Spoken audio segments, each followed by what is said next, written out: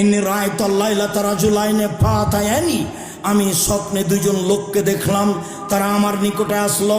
ফাখাজা বেয়াদাইয়া, তারা আমার দুই হাতকে ধরে নিল, দুই হাত ধরে নিয়ে আমাকে বাইতুল মুকাদ্দাসের দিকে টেনে নিয়ে যাচ্ছে। ফাআতাইনাল রাজুলিন, হঠাৎ একটা লোকের পাশে চলে আসলাম। লোকটি বসে আছে। অরাজুলুন কায়েমুন, একটা লোক পাশে দাঁড়িয়ে আছে। অফিয়াদিহি কালবুন মিন হাদিদিন, তার হাতে রয়েছে লোহার বাঁকা লাঠি। ফা ইদখিলুহু ফি সিদকিহি, লোহার বাঁকা লাঠি তার মুখের ডান পার্শ্ব দিয়ে ঢুকিয়ে দিচ্ছে, ঢুকে চিরে ফেলছে। হাত্তা ইয়াবলুগা কাফাহু, চিরে পিছন দিকে নিয়ে যাচ্ছে। ওয়া ফলো বিসিদকিহিল আখার, মুখের অপর সাইডও এইভাবে চিরে ফেলছে। ওয়াইদু সিদকুহু কামা কানা, বাম দিক চিরতে না চিরতেই মুখের ডান দিক আবার ঠিক হয়ে যাচ্ছে। ফায়াউদু ফায়াফালু মিসলাহু, আবার ডান দিকে আসছে, মুখ চিরে ফেলছে। আমি বললাম মা হাজা, একই দৃশ্য। কালা তারা দুইজন বলেন ইনতালেক, চলতে থাকেন। ফান্তালাক না, কিছু না বলে চলতে থাকলাম। ফাতাইনাল রাজুলিন মুস্তাজনাল কাফাহু, আস্তে আস্তে হঠাৎ একটা লোকের পাশে চলে আসলাম। দেখি লোকটা চিত হয়ে শুয়ে আছে, পাশে একটা লোক দাঁড়িয়ে আছে, তার হাতে একটা পাথর রয়েছে। ইয়াস্তাখবি রাসাহু, পাথর দিয়ে মারছে তার মাথার উপরে। ফাতাদাদা হাল হাজারো ফান্তালাকে লিয়াখুজহু, মাথায় লেগে মাথা ভেঙে চৌচির হয়ে যাচ্ছে, পাথর ছিটকে দূরে চলে যাচ্ছে। ওই লোকটি পাথর আনতে যাচ্ছে, পাথর আনতে না আনতেই মাথা ঠিক হয়ে যাচ্ছে, আবার মারছে। দৃশ্য দেখে আমি বললাম মা হাজার, একই দৃশ্য। তারা দুইজন বললেন ইনতালেক, চলতে থাকেন। ফান্তালাক না, কিছু না বলে চলতে থাকলাম। চলতে চলতে ফাতাইনাল লাগবেন মিসলি তান্নুরে, চলে আসলাম একটা চুলার পাশে। আলাহু জায়কুন আসফালাহু আছে, যেই চুলার উপর দিক সংকীর্ণ, নিচের দিক প্রশস্ত। তন্দুরি রুটি যেই চুলাতে বানাই সেই চুলার মতো। দেখি চুলার ভিতরে কিছু মানুষ রয়েছে, তাতাহুন্নার, তার ভিতরে আগুন জ্বলছে। ফাইজা ইরতাফাউ, যখন আগুন জোরে জ্বলে উঠছে, ভিতরে যা কিছু আছে সব উপরে চলে যাচ্ছে। ফাইজা খামাদাত রাজাউ মা ফিহা, আর যখন আগুন একটু কমে যাচ্ছে, ওই যা উপরে উঠেছিল তা নিচে চলে যাচ্ছে। উপরে উঠার সময় মনে হচ্ছে বের হয়ে পড়ে যাবে।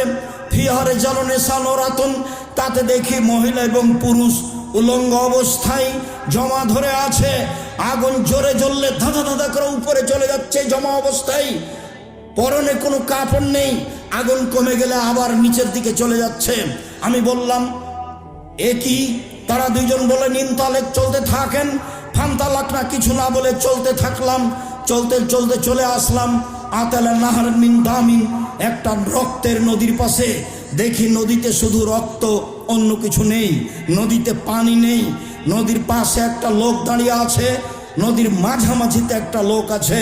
কুল্লামা আরাদা একরোজা, যতবার লোকটা নদী থেকে উঠে যাওয়ার চেষ্টা করছে, পাশে যে লোকটা আছে তার হাতে একটা পাথর আছে, মারছে মুখের ওপরে। মায়ের কারণে লোকটা আবার নদীর মাঝামাঝিতে চলে যাচ্ছে। যতবার উঠার ইচ্ছা করে ততবারই তার মুখের ওপরে পাথর মেরে তাকে রক্তের নদীর মাঝামাঝিতে করে দেয়। আমি বললাম এ কি? তারা দুইজন বললেন চলতে থাকেন। চলতে থাকলাম, কিছু না বলে চলে আসলাম একটা সবুজ বাগানের কাছে। বিশাল বাগান, গাছপালা খুব সবুজ। দেখি সেখানে একটা অনেক বড় গাছ, গাছের পাশে একজন বৃদ্ধ মানুষ বসে আছেন, তার সামনে কতগুলি বাচ্চা ছেলে আছে।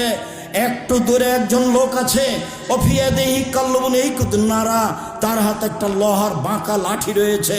সে বারবার আগুনকে উত্তেজিত করছে। ফাসায়দাবিয়া সাজারা, তারা দুজন আমাকে গাছের উপর দিকে নিয়ে চলে গেলেন মাঝামাঝিতে। ওয়াদ খালানি দাঁড়ান মা রায়তা হাসানা কাত্ত, একটা ঘরে ঢোকালেন। এত সুন্দর ঘর আমি জীবনে কোনোদিন দেখিনি। সেই ঘরে রয়েছে সাবন, যুবক আছে, শাইখন বৃদ্ধ মানুষ আছে, তারপরে নিশা মহিলা আছে, আর সিবিয়ান বাচ্চা ছেলে আছে, অনেক পুরুষ নারী আছে। ফাখরা জানি, তারা দুইজন আমাকে সেই ঘর থেকে বের করে নিলেন।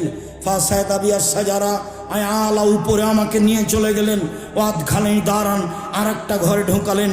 হে হাসান আফজল মিনহা, পরের ঘরটি আগের ঘরের চেয়ে অনেক অনেক অনেক বেশি উত্তম। সেই ঘরে রয়েছে যুবক আর সেই ঘরে রয়েছে বৃদ্ধ মানুষ। আমি শেষ পর্যন্ত তাদের দুইজনকে বললাম, এতক্ষণ পর্যন্ত কি দেখলাম তোমরা দুইজন বলে দাও। তারা দুইজন বলল, হ্যাঁ ঠিক আছে, সব আপনাকে বলে দেব। ওই যে আপনি প্রথম লোকটিকে দেখলেন, যে লোকটি মুখের দুই সাইডকে লোহার বাঁকা লাঠি দিয়ে চিরে ফেলা হচ্ছিল, ফরাজুলুন কাযযাব, সে মিথ্যে কথা বলতো, মিথ্যা আকাশে ছড়িয়ে যেত। ইফলবে ইয়াউমাল কিয়ামা, কিয়ামত পর্যন্ত তার মুখকে এইভাবে চৌচির করা হবে, চিরে ফেলা হবে, কারণ সে মিথ্যা কথা বলতো। মিথ্যা কথা মহাপাপ। তারপরে আপনি দেখলেন যে লোকটা চিত হয়ে শুয়ে রয়েছে, ও হচ্ছে আলেম মানুষ, কোরআন হাদিস জানতো। সে রাতে কোরআন তেলাওয়াত করতো না, দিনে সে অনুযায়ী আমল করতো না, তাই তার মাথাকে ভেঙে চৌচির করে দেওয়া হচ্ছে। তারপর আপনি দেখলেন গর্তে নারী ও পুরুষ উলঙ্গ অবস্থায় জ্বলছে, ধাঁধা করে উপরে চলে যাচ্ছে, আবার নিচের দিকে আসছে। তারা হচ্ছে ব্যভিচারণী। অন্য এক বর্ণনায় এসেছে, আমি চলতে চলতে হঠাৎ এক সম্প্রদায়ের কাছে চলে আসলাম। তারা ছিল অনেক মোটা, একবারে 25-30 হাত উঁচু আছে, মোটা মোটা, আর তাদের গায়ে ছিল খুব দুর্গন্ধ। মনে হচ্ছিল যেন গণশৌচাগার, মনে হচ্ছিল যেন রাস্তাঘাটের টয়লেট। আমি বললাম, মান হাওলায়, এরা কারা? তখন তারা বলেছিল, অহমদ জোনাত জাওয়ানি, তারা হলো ব্যভিচারণী। সম্মানিত দিনী ভাই বোন, বিষয়টি খুব বেশি ভাবার। এরপরে আমরা চলে আসলাম একটা নদীতে, রক্তের নদীতে যাকে ফেলে রাখা হয়েছে সে হলো সুদখোর। যতবার উঠতে চেষ্টা করছে ততবার তার মুখের উপরে মেরে তাকে রক্তের নদীতে করে দেওয়া হচ্ছে, তাতে তার মুখ ভেঙে চৌচির হয়ে যাচ্ছে। এইভাবে তাকে শাস্তি দেওয়া হবে কিয়ামত পর্যন্ত। সম্মানিত দিনী ভাই বোন, সুদের ফলাফল। বিচারের পূর্বেই সুদ খায় যারা, তাদেরকে রক্তের নদীতে ফেলে দিয়ে এইভাবে বারবার পাথর দিয়ে মারা হবে। বিচারের দিনে যা হবে হবে, তা হবে জাহান্নাম, যা আগেই ঘোষণা হয়েছে। আল্লাহর দয়া ভিন্ন জিনিস।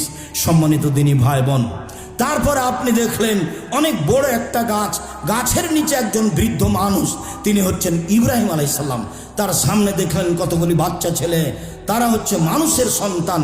হিন্দু মুসলমান সবাই হতে পারে। অত্র হাদিসে বলা হয়েছে, যেসব ছেলে মেয়ে মুসলিম অমুসলিম যুবক হওয়ার আগে মারা যায়, তারা সবাই জান্নাতে যাবে, এ হাদিস দিয়ে বলা হয়েছে। তারপরে আপনি দেখলেন একটা লোক লোহার লাঠি দিয়ে আগুনকে উত্তেজিত করছে। তিনি হলেন জাহান্নামের মালিক, তিনি জাহান্নামের আগুনকে উত্তেজিত করছে। প্রথম ঘর যেটাতে ঢুকলেন সেটা হচ্ছে সাধারণ মুমিন পুরুষ নারীর ঘর, আর এখন যেটাতে বের হলেন সেটা হচ্ছে শহীদদের ঘর। দেখেন, আমি যে আপনার ডান হাত ধরে আছি, আমি হলাম জিব্রাইল, আর এই যে আপনার বাম হাত ধরে আছেন, ইনি হলেন মিকাইল। আপনি একটু মাথা উপর দিকে করেন। করলাম। কিছু দেখলেন কি? হ্যাঁ, ওই যে সুন্দর ঝকঝকে ঘর দেখলাম। যা মানজিলুকা, এটা হচ্ছে আপনার ঘর। তখন রাসূল বলছেন যে দানি আদখুলু মানজিলি, ছেড়ে দাও তোমরা, আমি এই ঘরে প্রবেশ করি। তখন তারা দুইজন বলছেন, জি না, বাকি এলাকা উমরুন, আপনার বয়স বাকি আছে। জাস্তাকমালতাহু আতাইতা মানজিলাকা, যখন আপনার বয়স শেষ হয়ে যাবে তখন আপনি এখানে চলে আসবেন। বুখারী। সম্মানিত দিনী ভাই বোন, লম্বা হাদিসটি আংশিকভাবে অনুবাদ করলাম আপনার সামনে, শুধু সুদের অংশ দেখানোর জন্য। সুদ মহাপাপ।